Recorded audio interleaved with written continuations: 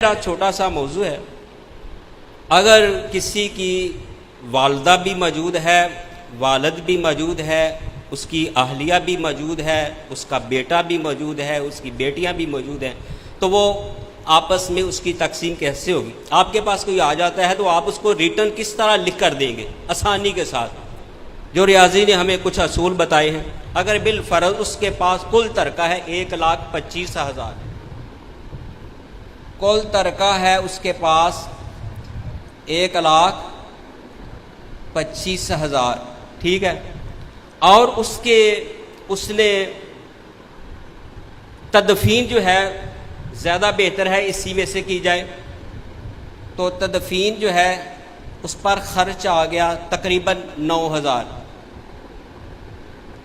और वो कुछ वसीयत, आपने जैसे मसाइल तो सुन लिए, वसीयत भी कर जाता है या उसके ऊपर कर्ज है तो सबसे पहले उसका कर्ज अदा किया जाए। कर्ज बिल फर्ज के ऊपर 10,000 है।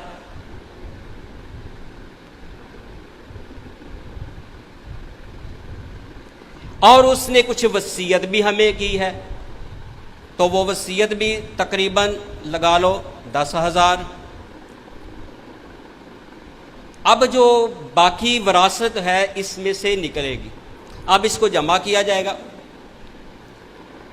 9,000, 10,000 और 10,000 बन गया 29,000। अब बाकी रकम क्या बनी?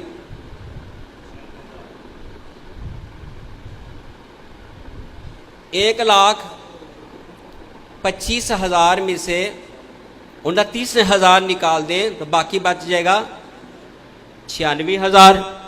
और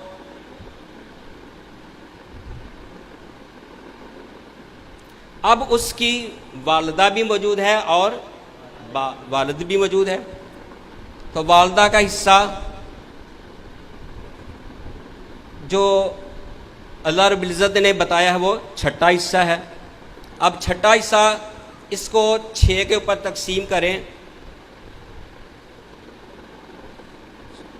तो 1696 बनता है, बाकी 3 सिफर ऊपर चली गई, यानी वालदा का हिस्सा छठा जो है वो 16,000 बनेगा।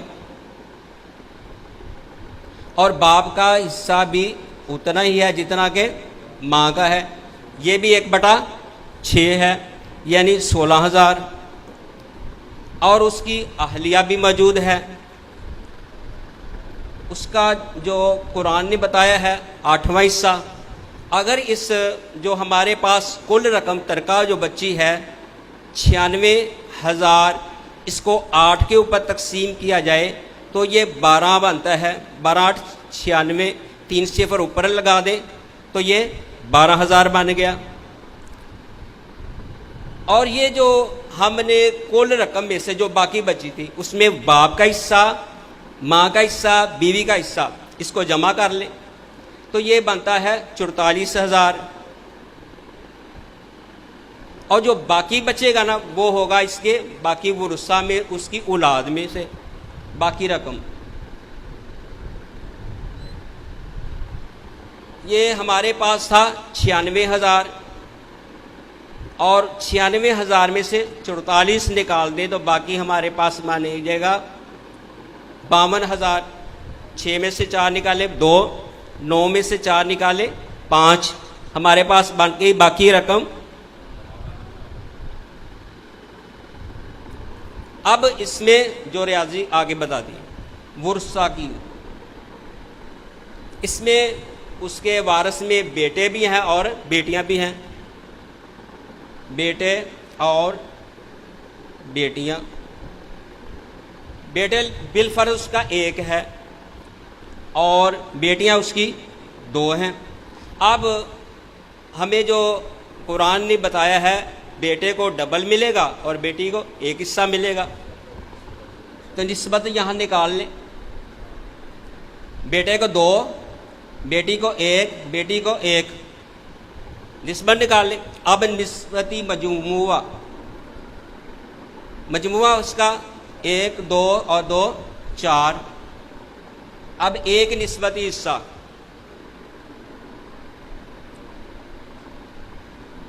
निस्बती जो हमारे पास बाकी रकम थी 52,000, 52 को 4 के ऊपर तकसीम करें तो 13 चौक 3 सिफर बच गई, तो यहाँ लगा दी, ये बन गया 13,000।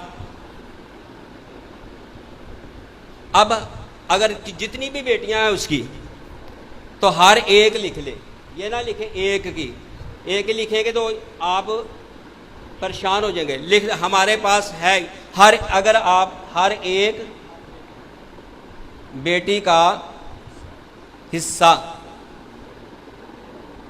क्योंकि यहां है ही 13 हमारे पास एक निस्बती हिस्सा, तो 13,000 एक बेटी को कितना मिलेगा, एक हिस्सा। 13 को एक के साथ ज़रब दे दे तो क्या ही बनेगा, 13 ही बनेगा। ठीक है, अब बेटे जितने भी हैं आप आसानी के साथ लिख दें हर एक बेटे का हिस्सा, ये ना लिखें एक बेटे का हिस्सा, एक का तो निकलेगा दूसरे का, तो हर एक बेटे का हिस्सा।